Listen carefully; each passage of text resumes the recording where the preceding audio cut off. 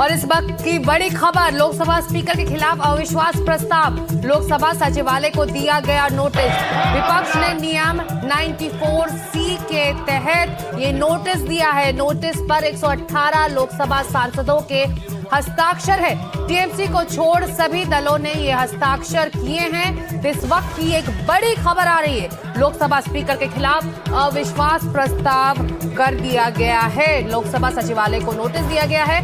विपक्ष ने नियम 94C के तहत ये नोटिस दिया है। नोटिस पर 118 लोकसभा सांसदों के हस्ताक्षर हैं। तृणमूल कांग्रेस को छोड़कर सभी दलों ने इस अविश्वास प्रस्ताव पर हस्ताक्षर किए हैं। तो इस वक्त ये बड़ी खबर आ रही है, सीधे संसद भवन से स्पीकर के खिलाफ ये अविश्वास प्रस्ताव जारी किया गया है। प्रस्ताव रखा जैनेंद्र, हमारे सहयोगी अब जुड़ रहे हैं संसद भवन से। चलते सीधे जैनेंद्र, बहुत बड़ी खबर, 12:30 बजे एक बीच का रास्ता निकालने के लिए बैठक की तैयारी थी, लेकिन लग रहा है कि उसमें कोई बात नहीं बनी और अब स्पीकर के खिलाफ अविश्वास प्रस्ताव लाया जा रहा है।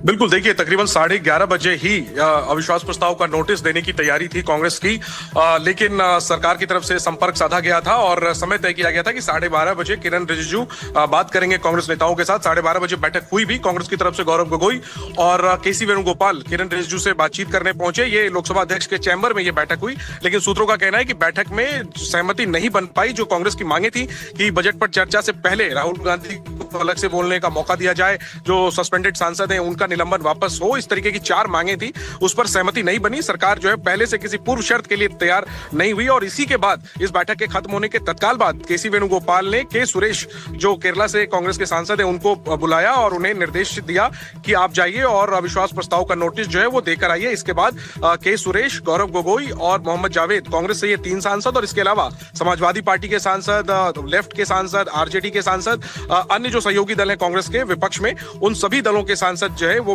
करके इकट्ठा लोकसभा के महासचिव के कमरे में पहुंचे और वहां पर बकायदा अविश्वास प्रस्ताव लोकसभा स्पीकर के खिलाफ, उसका नोटिस जो है वो दे दिया गया है। 118 लोकसभा सांसदों के सिग्नेचर हैं, विपक्ष के 118 लोकसभा सांसदों के इसमें सिग्नेचर हैं और विपक्षी सूत्रों का कहना है कि तृणमूल कांग्रेस को छोड़कर तकरीबन सभी विपक्षी घटक दल जो हैं, कांग्रेस के सहयोगी दल, उन सबके सिग्नेचर जो हैं वो इस अविश्वास प्रस्ताव की कॉपी पर है। नियम 94C के तहत ये नोटिस दिया गया है। देखिए नियम के तहत नियमता जो है वो 14 दिनों के पहले नोटिस देना होता है अविश्वास प्रस्ताव के। तो आज जबकि ये नोटिस दे दिया गया है, अब से 14 दिन तक काउंट होंगे और हालांकि इस बीच में ब्रेक है। जब दूसरा चरण शुरू होगा बजट सत्र का 8 या 9 मार्च से, तब देखना होगा कि इस पर आगे की क्या कार्रवाई होती है। फिलहाल बड़ी खबर यह है कि लोकसभा अध्यक्ष के खिलाफ विपक्ष ने बता रहे हैं, लोकसभा स्पीकर के खिलाफ अविश्वास प्रस्ताव, लोकसभा सचिवालय को दिया गया है ये नोटिस। विपक्ष ने नियम 94C के तहत ये नोटिस दिया है। तो ये बड़ी खबर, 2 बजे से लोकसभा में हो सकती है चर्चा, ये खबर भी आ रही है। सरकार विपक्ष में करीब सहमति बनी, सूत्र बता रहे हैं। शशि थरूर लोकसभा में बोल सकते हैं, ये भी जानकारी आ रही है। तो तमाम बड़ी खबरें इस वक्त संसद भवन से निकल कर आ रही हैं। मनोरंजन भारती भी अब हमारे साथ जुड़ गए हैं। सरकार विपक्ष में सहमति बनी है। मनोरंजन, इस बारे में अभी और क्या हमें बता सकते हैं आप?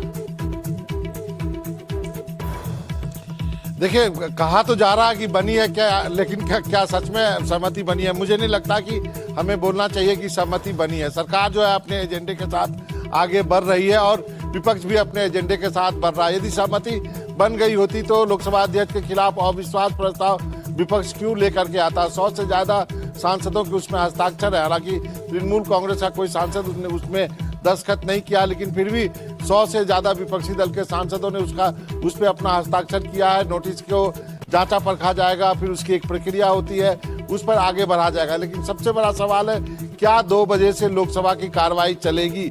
उम्मीद की जानी की चाहिए कि चलनी चाहिए, लेकिन विपक्ष की तरफ से, खासकर कांग्रेस की तरफ से जो मांग रखी गई थी, वो सब होता हुआ नजर नहीं आ रहा। अभी तक हमें ये नहीं मालूम कि 8 सांसदों का निलंबन का नोटिस वापस होगा या नहीं होगा। 2 तरह की बातें इस वक्त संसद भवन से निकल कर आ रही हैं। मनोरंजन, आप कह रहे हैं कि एक तरह से 2 बजे चर्चा और कार्रवाई सदन की शुरू हो सकती है। वहीं दूसरी खबर आ रही है जैनेंद्र, जो आप बता रहे हैं कि अविश्वास प्रस्ताव आ सकता है। तो सहमति बनी है, एक तरफ अविश्वास प्रस्ताव है। जैनेंद्र, आप जोड़ना चाहेंगे?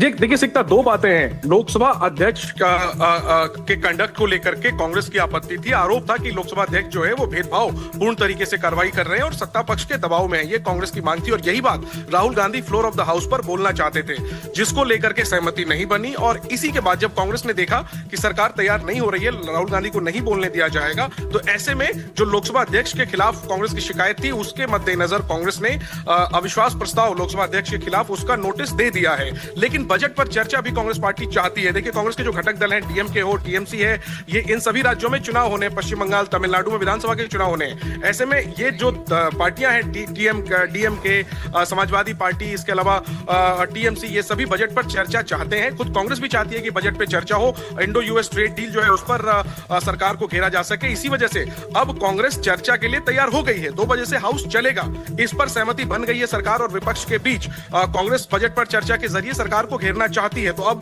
कोई हंगामा देखने को नहीं मिलेगा। लेकिन पिछले 1 हफ्ते से जो कांग्रेस की शिकायत थी कि लोकसभा अध्यक्ष ने राहुल गांधी को बोलने नहीं दिया, लोकसभा अध्यक्ष ने महिला सांसदों को लेकर टिप्पणी की, इन चीजों को लेकर के कांग्रेस ने जो योजना बनाई थी उसके मुताबिक लोकसभा अध्यक्ष के खिलाफ अविश्वास प्रस्ताव का नोटिस दे दिया है। तो आप इसको दोनों तरह से देख सकती हैं। एक तरफ कांग्रेस ने कड़ा रुख अख्तियार करते हुए लोकसभा अध्यक्ष के खिलाफ अविश्वास प्रस्ताव का नोटिस दे दिया है। इतिहास में बहुत कम बार ऐसा हुआ है।